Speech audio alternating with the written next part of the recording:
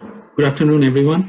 The topic of my talk is going to be multi-domain modeling of large-scale dynamical systems. I'll talk about its applications in power plant simulations. This is Tuhin Das. I'm an associate professor of mechanical and aerospace engineering. I'm going to talk a little bit about my research. My research areas are in dynamics, controls, modeling, and simulation.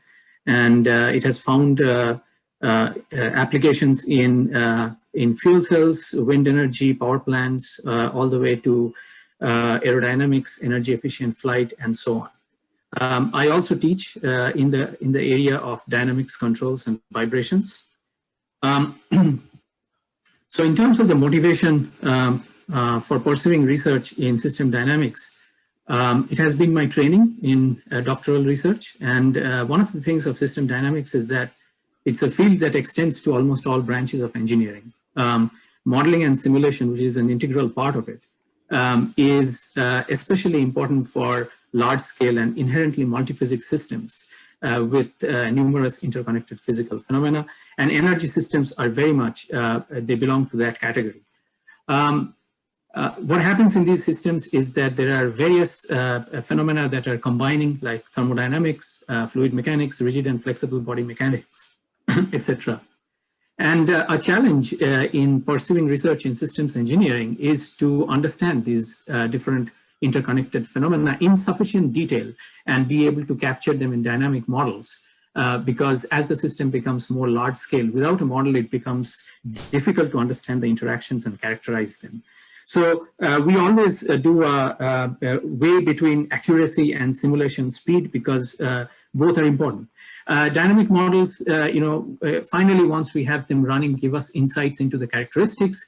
It helps us to solve and identify control problems that makes the performance better.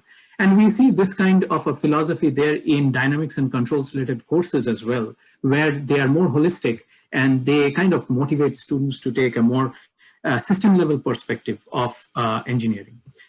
So I'm going to talk a little bit about one of the projects, and this is the project on heat recovery steam generators, which is an integral part of any combined cycle power plant, which uses the hot exhaust gases of a gas turbine to generate steam and generate more power. Essentially, you can look at it as a counterflow heat exchanger with multiple pressure stages, with many interconnected dynamics and several flow paths.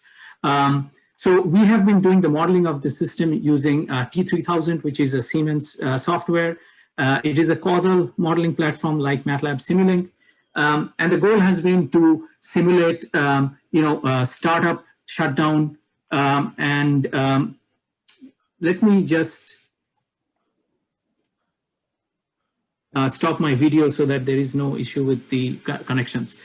So the advantage of using our T3000 platform is that it is in-house system, but it helps us to connect with the plant control. So what you see on the picture that you see on the right is a heat recovery steam generator. It's a pretty imposing system with many different interconnections.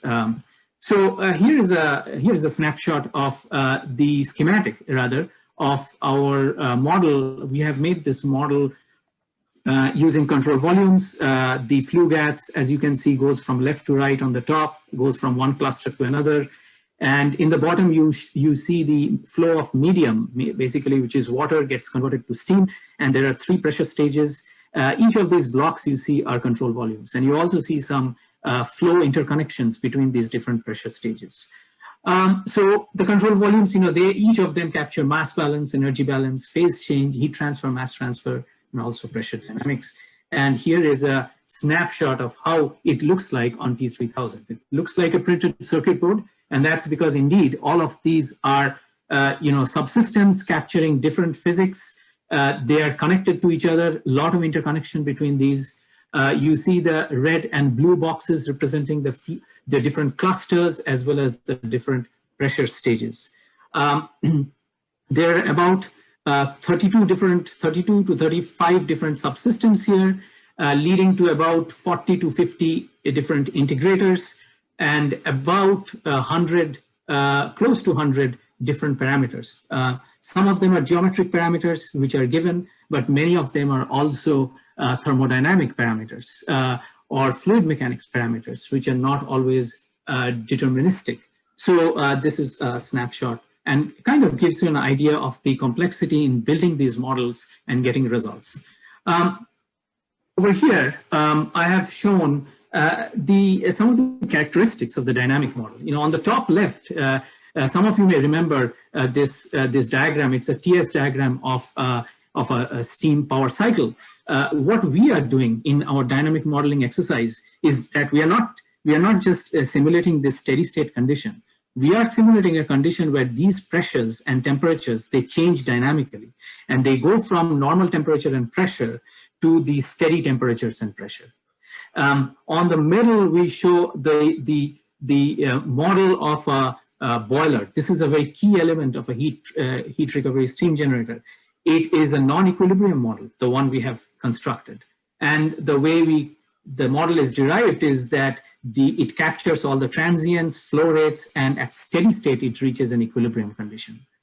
And, you know, because there are so many interconnections, flow rates and energy interconnections, on the right, you see some of the flow routing that is important. And we need to incorporate even this routing, flow routing information, because otherwise we won't be able to validate our model and show that there is accuracy, sufficient accuracy of the results against experimental data. And this shows, for example, how the boiler, you know, is functioning. It's a series of physics that are combined together through different thermodynamic conditions. So you simulate, a boiler is not just boiling water. You know, sometimes it is heating, sometimes it's boiling, sometimes it's just causing evaporation, and sometimes it's causing condensation. So all these different conditions need to be incorporated, and they are incorporated in an algorithmic form. And so that's shown here. So I'm going into some of the results here. I draw your attention to the tables below. These are steady state conditions. On the left, you see for each table, the simulated results, and on the right, we were able to match the simulated results with actual data coming from the plant. So this is not their simulation data, this is actual plant data. And overall, if you look at the flow rates, temperatures, and pressures, we get about 85 to more than 85% accuracy in our steady state results as we simulate the entire system. So keep in mind that this is multi-pressure stage. These are all interconnected. And so this is simulating that almost the entire heat recovery steam generator. On the left top, you see a figure which shows the oscillatory behavior of the boiler flow. And that basically is an indication of the boiler switching between boiling or evaporation or condensation and so on. And finally, I'll go into the transient validation. This is very important. Now, we can get steady state values to match, and that it's not a big deal because you know, steady state values are matched even in undergraduate textbooks. What we want to show is that our transient pressure, transient temperatures also match with the transients that we get from a plant. So here you see the transient pressurization data. Dashed lines are actual data from the plant, and the solid lines are simulation data. You have HP, IP, and LP. The one point that I would highlight here is you see the two plots in the middle. Those are the intermediate pressures. When we did our simulation, we found that our simulation pressures were slower than the reported pressures in the plant. So we talked to Siemens, and they said that it's possible that there is some leakage in our ideal check valve, because that with time causes some backflow from high pressure to low pressure.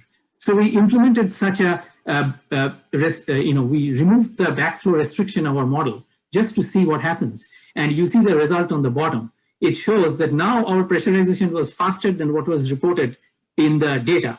So it kind of showed us that indeed, we were capturing the thermodynamics in sufficient detail that if we incorporated these leakages, then our model could align with the results that were obtained from the plant.